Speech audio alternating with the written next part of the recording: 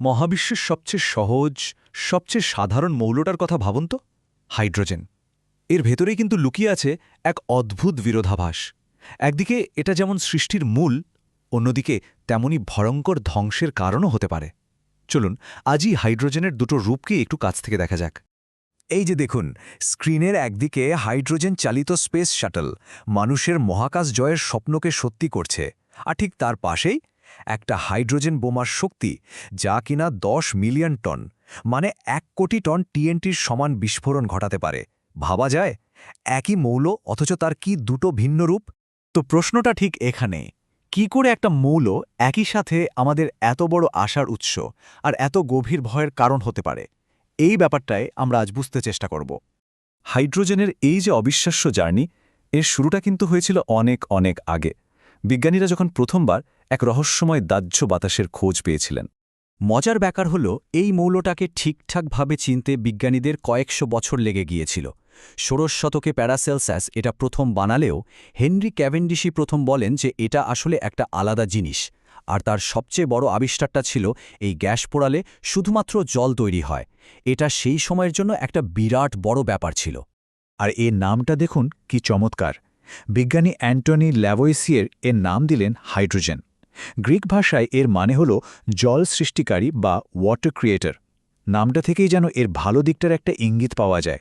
আবিষ্কারের পর থেকেই কিন্তু হাইড্রোজেনকে ঘিরে একটা নতুন স্বপ্ন দেখা শুরু হলো, একটা অফুরন্ত পরিষ্কার শক্তির স্বপ্ন, যা হয়তো পুরো মানব সভ্যতাকেই বদলে দিতে পারে। ভাবুন তো, সেই ১৮৭৪ সালেই বিখ্যাত লেখক জুল ভার্ন কি অসাধারণ একটা কথা বলে গিয়েছিলেন। তার এই লেখাটা থেকেই বোঝা যায় হাইড্রোজেনকে নিয়ে মানুষের আশা আর কল্পনা কতটা গভীর ছিল। আর এই স্বপ্নটা কিন্তু শুধু কল্পনাতেই থেমে থাকেনি। এই স্লাইডে দেখুন, ১৭৮৩ সালেই হাইড্রোজেন বেলুন আকাশে উড়েছিল। এটাই ছিল আকাশে ওড়ার জন্য হাইড্রোজেনের প্রথম সফল ব্যবহার, যা আকাশযাত্রার একটা নতুন দিগন্ত খুলে দিয়েছিল। এরপর ১৮৩৯ সালে ক্রিশ্চিয়ান ফ্রেডরিক শোনবাইন আবিষ্কার করলেন ফিউল সেল এফেক্ট। এর মূল ব্যাপারটা খুব সোজা, হাইড্রোজেন আর অক্সিজেন একসাথে মিশে বিদ্যুৎ তৈরি করবে। আর বাই প্রোডাক্ট হিসেবে কি বের হবে? শুধুই পরিষ্কার জল, কোনো ধোঁয়া নেই, দূষণ নেই। কি দারুণ একটা ধারণা, তাই না? ২০ শতকে এসে এই স্বপ্ন যেন ডানা মেলতে শুরু করল। একদিকে হাইড্রোজেন দিয়ে ইঞ্জিন চালানো হলো, আবার নাসা তাদের রকেটে তরল হাইড্রোজেন ব্যবহার করে মহাকাশ গবেষণায় নতুন ইতিহাস করল।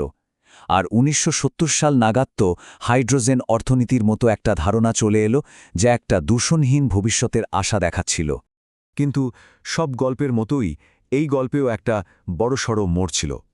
বিশুদ্ধ শক্তির এই স্বপ্নটা একসময় ঠান্ডা যুদ্ধের এক ভয়ঙ্কর দুঃস্বপ্নে পরিণত হল। হাইড্রোজেনের ভালো দিকটার পাশাপাশি এর বিধ্বংসী চেহারাটাও সামনে চলে এলো। হাইড্রোজেন বোমা বুঝতে হলে ফিশন আর ফিউশনের মধ্যে পার্থক্যটা একটু বোঝা দরকার। দেখুন, ফিশন মানে হলো পরমাণুকে ভাঙা, যেটা অ্যাটম বোমায় করা হয়।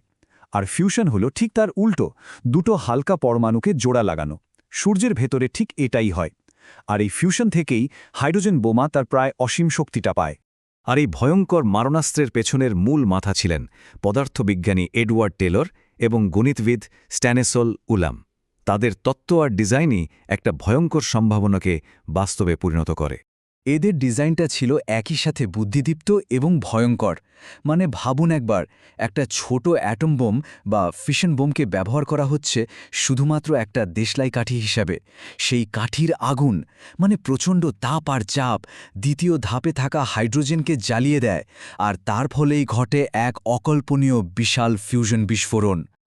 ১৯৫২ সালের ১ নভেম্বর আইভি মাইক নামের প্রথম হাইড্রোজেন বোমার সফল পরীক্ষা করা হলো। এর শক্তি ছিল, শুনুন সংখ্যাটা, ১০.৪ মেগাটন, মানে একটা বোমায় ১ কোটি টনেরও বেশি টিএনটির সমান শক্তিশালী। এই সংখ্যাটা শুনলেই এর ভয়াবহতাটা বোঝা যায়। কিন্তু আইভি মাইক তো ছিল কেবল শুরু। ১৯৫৪ সালের ক্যাসেল ব্রাভো পরীক্ষাটা বিজ্ঞানীদের সব হিসাবের বাইরে চলে যায়।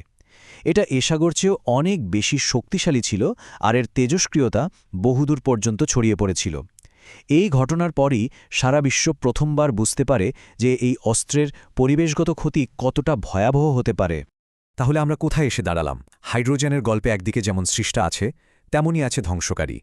এখন প্রশ্নটা হলো, আজকের পৃথিবীতে দাঁড়িয়ে আমরা কোন রাস্তাটা বেছে নেব? তবে আসার কথা হলো বিশুদ্ধ শক্তির সেই স্বপ্নটা কিন্তু আজও হারিয়ে যায়নি। ১৯৯৮-এ আইসল্যান্ডের পরিকল্পনা থেকে শুরু করে নতুন শতাব্দীতে আমেরিকার বিশাল বিনিয়োগ পর্যন্ত বিশ্বজুড়ে হাইড্রোজেনকে একটা পরিষ্কার জ্বালানি হিসেবে গড়ে তোলার চেষ্টা আবার নতুন করে শুরু হয়েছে। শেষ পর্যন্ত হাইড্রোজেনের ভবিষ্যৎ কিন্তু আমাদের সিদ্ধান্তের ওপরেই নির্ভর করছে। আমরা কি একে সৃষ্টির কাজে ব্যবহার করব, নাকি ধ্বংসের পথে এগিয়ে যাব? এই মৌলের গল্পটা আসলে আমাদেরই গল্প, আর এর পরের অধ্যায়টা লেখার দায়িত্ব আমাদেরই।